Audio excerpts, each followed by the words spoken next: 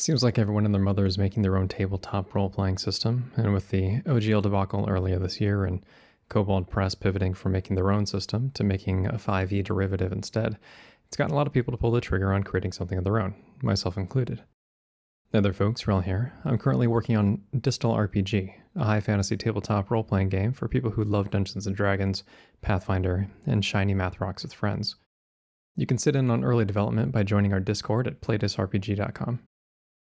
On Friday, November 3rd, the entire 123-page alpha playtest packet will be made available to the public, totally free. Just jump in, hang out, roll some characters, and let me know what you think. This video kickstarts a series of discussions on various aspects of TTRPG design, both for Distal and for other games. In this particular video, we're going to muse a little bit over setting realistic goals for yourself. Anyone who has heard me run my mouth for long enough knows that the act of creation is what gets my blood pumping every morning. I love making things, and more so when I get to share those things with others, and Distal is no exception. When setting out to do much of anything, I like to start with a goal. A goal gives you something to weigh the risks against. It lets you know what the win condition is, or even if there is such a thing. Distal wasn't originally meant to go to market. My goal was simply to have a creative outlet on the side and create something fun to play with friends. Many of my friends are avid Dungeons & Dragons players, and a smaller subset of them are D&D commentators, so we all know the game pretty well, play the game very differently from one another, and each have our own opinions on what we'd like to see changed. Distal's goal of make game for friends, pretty realistic, easy to understand, easy to follow through with if you're the creative type. Practically anyone can sit down, write their own system if they have a mind to. All you need is a pen and paper and someone who can gut check you from another perspective, or multiple someones if you're lucky.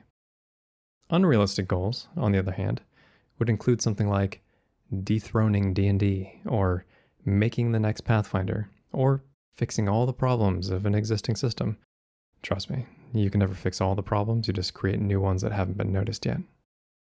If you want to topple a giant, you can't ignore all the environmental factors that got them there in the first place.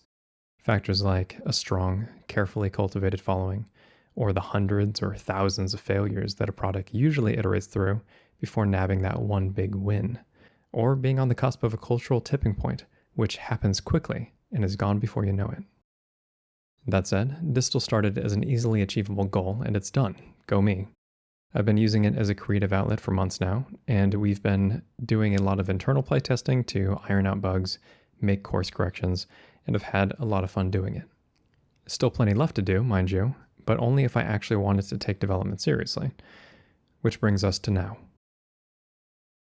Like many hobbies, sometimes they end up taking more time, space, or energy than your actual job. Working on Distal as a side project ended up pushing aside a survival game that I was working on. So the question of, okay, how do I support myself developing Distal, started to come into focus pretty quickly. So now we're in risk assessment mode, and this is a part of goal setting too. The easy questions to ask yourself are, what does success look like to you? What happens if you fail? If your goal is to run 3 miles every day, what you lose by falling off for a day or a week might be that you're not going to hit a weight loss target, or maybe that you're not going to be able to hit your marathon times. Similarly, it's important to be able to weigh the risks of committing time and energy to whatever endeavor you're about to set upon. For me, failure means winding up back in the games industry toward the beginning of next year and letting Distal kind of rest as it is currently. It would just be a cool side project that I developed between jobs. I'm totally fine with this outcome, but I think it would definitely be more fun to stay independent and be focused on making stuff that I'm excited about. This is a clean-cut failure case. If anything, success is a little bit more difficult to define.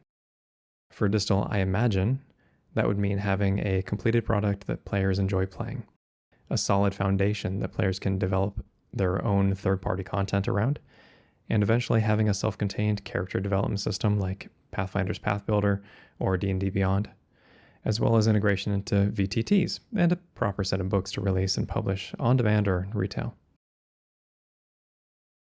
This sort of framing would be for the long-term success of the TTRPG, and not every piece is super necessary. Success and failure isn't always a binary yes, no, true, false, pass, fail. It can often be more incremental than that, and your goals can and probably should shift over time too. For example, in the short term, I would need to make enough money to support my family, as well as the game's development. That's a pretty big ask, so succeeding there means that I can get a clearer picture on where the trajectory of success could live if everything kept going the right direction.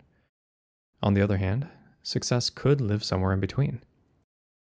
We would see this a lot in the game design space, where you'd lay out your goals at the beginning, but if an update wasn't scoped out correctly, or if your engineers needed to get diverted to deal with hackers, for example, or if your servers were getting DDoS'd on important release date days, or if your outsourcers, maybe one of them submitted work that wasn't up to quality and forced you to spend a bunch of time fixing it. All these sorts of events create new risk and force you to reevaluate, to make changes. The challenge then becomes, how much of your original goals are you willing to compromise on, and will you still consider the end product a success if you do? In some cases, you could trim the fat, still end up with something awesome. In other cases, you're going to end up with garbage, but you're already too committed to course correct. A lot of times, there aren't clear answers to the problems you'll face, so constant reflection on where you stand is important to determine the course ahead. If this video has been interesting, helpful, or entertaining, please feel free to like, subscribe, tell your friends about the channel, and if you're interested in learning more about Distal, go ahead, join our Discord at playthisrpg.com. Thanks very much, folks. Wrel signing off.